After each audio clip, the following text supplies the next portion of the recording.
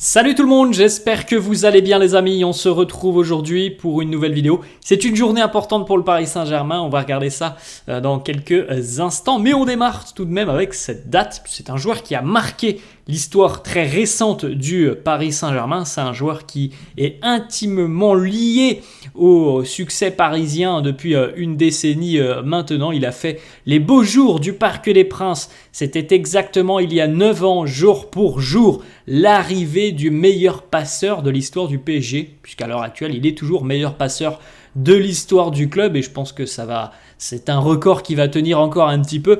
Ángel Di María s'engageait avec le Paris Saint-Germain il y a 9 ans, en 2015, on se souvient évidemment des moments où il a utilisé son pied gauche pour distiller soit des caviars, mais aussi pour marquer. Il a toujours montré son amour pour le Paris Saint-Germain. Ángel Di María qui évolue dorénavant du côté du Benfica et qui d'ailleurs a prolongé d'une saison supplémentaire avec le club lisboète jusqu'en 2025. On enchaîne les amis donc avec cette information. C'est enfin le retour sur les terrains pour le Paris Saint-Germain. Match amical, le premier ce soir, 18h30, le PSG affronte les Autrichiens du Sturm Graz, une équipe qui est une bonne équipe du championnat autrichien, qui participe souvent à la Coupe d'Europe, alors évidemment pas à la Ligue des Champions, soit c'est l'Europa League, soit c'est la conférence. Je crois que l'année dernière, ils étaient en Europa League, si mes souvenirs sont bons.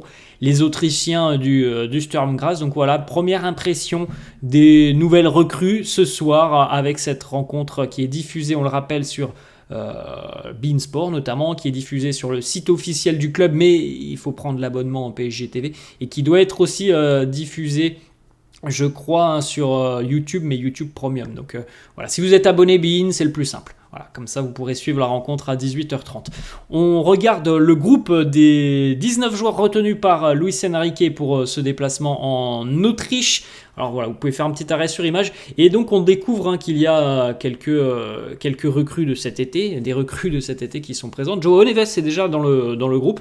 On retrouve aussi Moscardo qui est présent dans le groupe, et le gardien russe Matvei Safonov est lui aussi présent. Alors il y a des internationaux qui sont revenus en début de semaine qui sont là, il y en a d'autres aussi qui sont évidemment pas présents parce que peut-être jugés trop juste physiquement. Donc voilà, on a un petit mixte, on a quand même des noms assez intéressants du côté de ces 19 Parisiens retenus par Luis Enrique, avec aussi quelques jeunes qui ont participé depuis déjà quelques semaines à la reprise de l'entraînement. On a quelques jeunes qui sont présents, et par exemple Zahir Emery et Barcola, eux, qui sont arrivés lundi, sont déjà bel et bien présents, mais c'est pas le cas de tous les joueurs qui sont revenus lundi.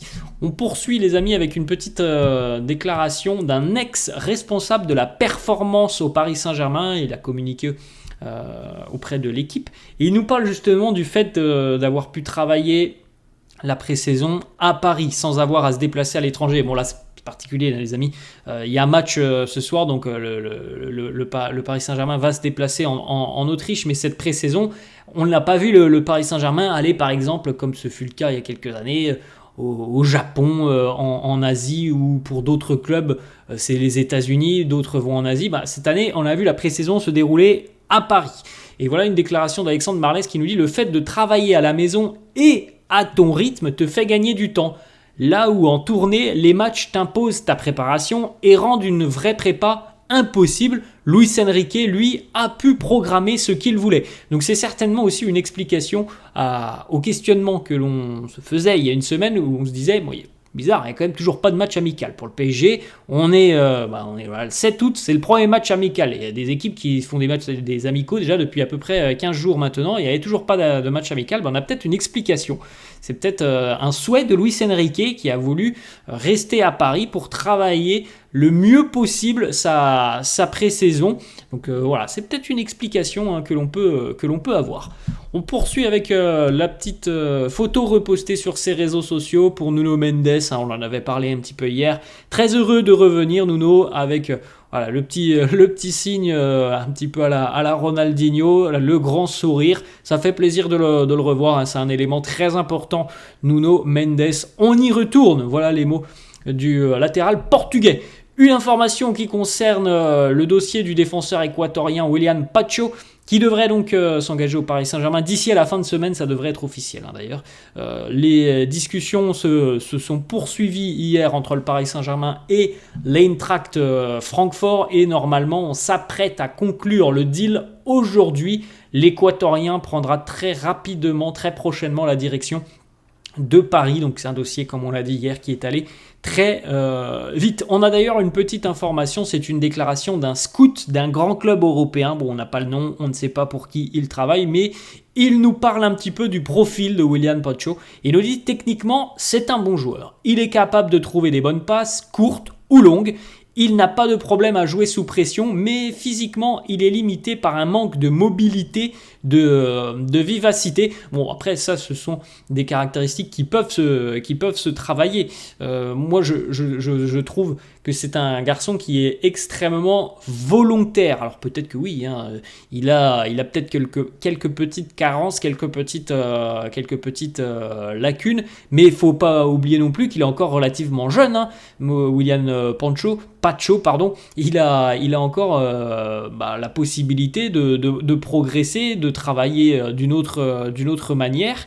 Donc c'est peut-être ce qui sera fait du côté de Paris, où on appuiera évidemment sur les axes de progression. C'est un joueur qui a quand même une base de travail assez intéressante, mais évidemment il doit encore progresser sur certains aspects du jeu.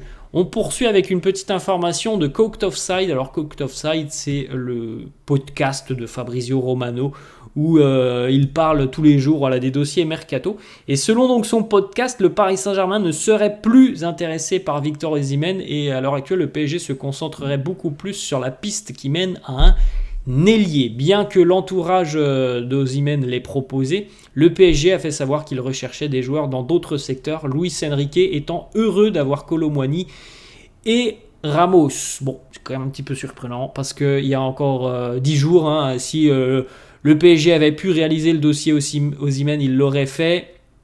Donc bon, on verra ce qu'il se passera. En tout cas, oui, il semble quand même qu'à l'heure actuelle, le PSG soit plus sur le dossier d'un ailier que sur le dossier d'un numéro 9, parce qu'en même temps, le numéro 9, c'est très compliqué. Il y en a encore un qui vient de passer sous le nez du Paris Saint-Germain avec Julian Alvarez qui va prendre la direction de l'Atlético Madrid.